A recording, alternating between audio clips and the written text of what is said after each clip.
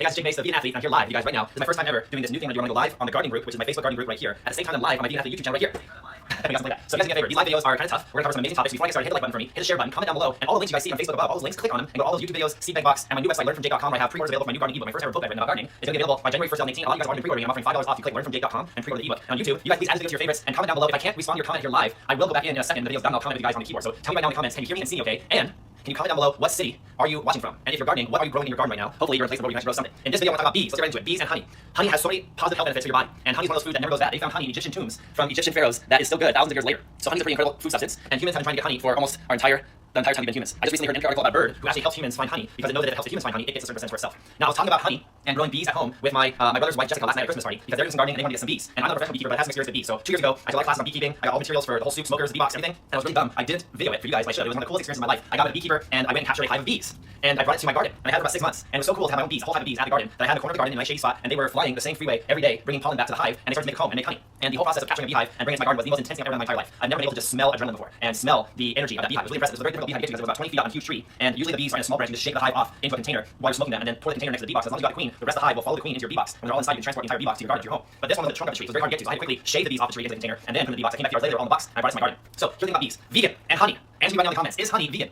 Answer me this: are worm castings vegan? Answer me this: are oysters, scallops, mussels, and clams vegan? Now, people right now in the comments saying you aren't vegan. Well, if you do, I am vegan. I've been vegan for 17 years. But everybody kind of has different opinions about these topics. So is honey vegan? Are worm castings vegan? Are mussels, clams, oysters, and scallops vegan? So a lot of debate about these food substances happens online because a lot of scientists will say, like an oyster isn't actually able to feel pain. They are more of a sea plant. They are a sea animal. And a lot of worm castings are totally vegan because you're not actually using the worms. You're giving the worms an incredible space to live, and they're just shedding their skin, eating all the organic matter, and the casting left behind. So worm casting is not the same as like manure of a cow. And a lot of folks will say that honey is not vegan because it comes from bees, and milk is not vegan because it comes from cows. And if you guys think about that, it makes a lot of sense because a bee, a living being, is just small, and a cow's living being is just big. So if milk is not vegan, then honey cannot be vegan. And when you guys are raising bees, I was telling my brother's wife Jessica that it's difficult to raise bees ethically because when I brought the bee box full of the beehive back to my garden, it was really cool to have bees there. I got more fruits in my garden being produced by the bees. I never would have friends come over. It was the coolest thing in the world to open the top of that bee box and show my friends all the bees in the box that looked like ants. There were so many of them, there was like anthill of bees. But here's the thing I discovered when I was taking care of these bees myself. It's virtually impossible to do any kind of maintenance on the bee box. It's virtually impossible to do any kind of work with the bees without crushing 4 or 5 bees every time you go to their hive. It's almost impossible. So every time I would lift up the box to check on the bees, or I would lift up the lid to see if the bees were producing honey, or I would lift up the lid to make kind of cleaning going on in there, I would inevitably have to crush 4 or 5 bees, put the lid back on. And every beekeeper I've ever seen has the same problem. You go see bee boxes, there's always swished bees at the top of the bee box. So if your goal is not to kill any bees, you can't make bees efficiently because you always have to swish bees to take care of them. Now, one of the answers could be you get a bee box like those flow hives I've seen online. I don't have one yet, like $800, and you just keep the box closed. Once the bees are inside, you just twist the tap and the honey just pours out. It's a very genius design. I was called flow hive. Go check it out. Flow hive beekeeping. Check it out online. But that's the way you can actually tap the honey, leave some of the honey for the bees, take some of the honey for yourself, and you don't have to switch any bees in the process. Now, here's the other thing. If you're interested in being a vegan who eats honey, you have to be careful about where you get your honey from. I think that if you are getting honey from the store, you might as well just eat sugar because most of the commercial honey being grown, is being grown in an industrial way, just like they're industrially farming chickens and cows and pigs, and a lot of abuses happen to the bees. Number one abuse. They just take a queen bee and kill it every year because the drone bees and the worker bees will produce more honey for a new young queen than they will for an old experienced queen. So they constantly have to get new queens in there so that the bees keep producing honey 24 hours a day their whole lives. In the wild, bees will mate by flying up so high into the air, and they're in a factory format, they can't do that. And when they are growing bees industrially, they pretty much just feed the bees sugar water to make them produce honey. So you're just getting a byproduct of sugar water. You're getting regurgitated bee food, just sugar water. Now, if you find a local person in your area, like if I go to a farmer's market, I'll meet the beekeeper at the farmer's market, and they know exactly where their honey came from. So I happen to have this bottle of honey here from the farmer's market, and this honey is mesquite tree honey. So in the Phoenix area here, this honey was obtained from bees that went out into the wild, gathered the pollen from mesquite trees, and came back in to produce the honey in the hive from those mesquite trees.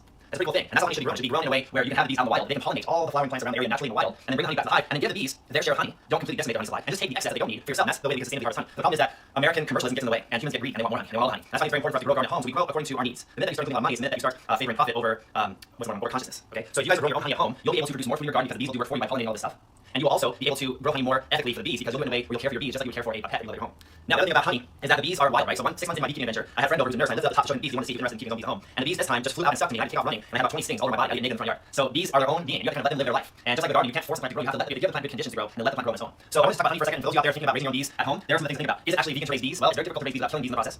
Is honey vegan? And the answer is, well, it does come from an animal. If your goal is not to abuse animals, then you got to think twice about honey. If you're buying honey from the store, I'm going to tell you guys it's not vegan. It's being grown very poorly. Bees are in terrible conditions, and they're just producing honey that comes from sugar water. If you have to eat honey and you want to be vegan, at least go to the farmer's market and meet the beekeeper yourself. What I find is that a lot of young people who are in the vegan cult and are drinking the vegan Kool-Aid, they will go, no, you can't be vegan, you're a fake vegan. Well, the minute you start to actually have some land, and the minute you start to actually grow your own food, and the minute you actually start to live with the plants and the trees and the bees, you start to think about things differently. You realize that bees are super important to your landscape. And if you bring in a beehive into your garden, you actually can grow more food, more vegan food in your garden and your fruit trees. It's pretty awesome. And you start to create a relationship with the bees, and you're friends with them. You guys kind of know each other's characters. It's pretty amazing how humans and animals can live together in a very peaceful way. So I would definitely say those stages. If your goal is to eat high quality honey, do not buy from the store. If your goal is to be kind to bees and look after bees' well-being, do not buy honey from the store. If your goal is to eat honey and look after the bees, go meet the beekeeper in person and look at how they're growing the bees. Ask them how many bees have to be switched to produce this honey. Ask them where do the bees harvest the pollen from? Was it from trees in the area or was it from sugar water? And then if your goal is to be really ethically sound and produce high quality honey, think about taking some classes about how to be a beekeeper and go find a beehive. They're all over town all the time. And a lot of times folks go out there just spray and kill the bees because they're on their tree, they don't want there. You can go save the bees by gathering those bees, if you know what you're doing, into a container of bee box and bring it to your garden and they live happily in your garden. So the bee question is not so black and white. It's a gray area. And just like with all important questions in life, it's a gray area. You have to kind of feel what's the best thing to do. If you need a beekeeper and they produce high quality honey, you might want to try honey. If they're producing honey that comes from local trees in your area that's helping to boost the flora and fauna of your area, you might want to support that. And definitely think about bringing a beehive into your garden as long as it's an area where it won't hurt your kids and hurt you, because bees are their own wild animals and they can stick to you. The next live video, I'm going to talk about, are eggs vegan? Just to kind of toss you a little bit. I didn't think eggs were vegan for a long time, over a decade. I was 19 years old when I went vegan. When I was about 29 years old or 30 years old, I adopted my first chickens. I rescued chickens from a friend who couldn't keep them anymore.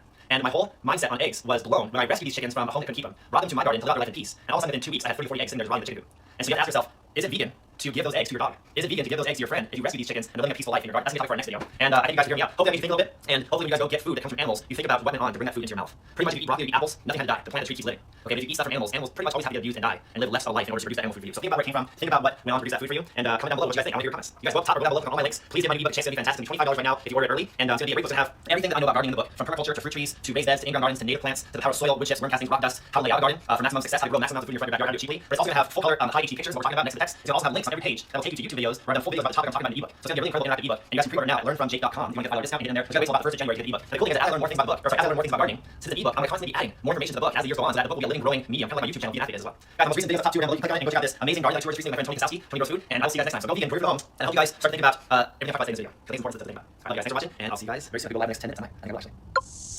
My YouTube audience, this is one of my first YouTube lives here, and I need to find out how to actually end it. So we're going to hang up for a second. YouTube, there's no end button. Okay, let's see. Guys, love you on YouTube. I'll be back soon.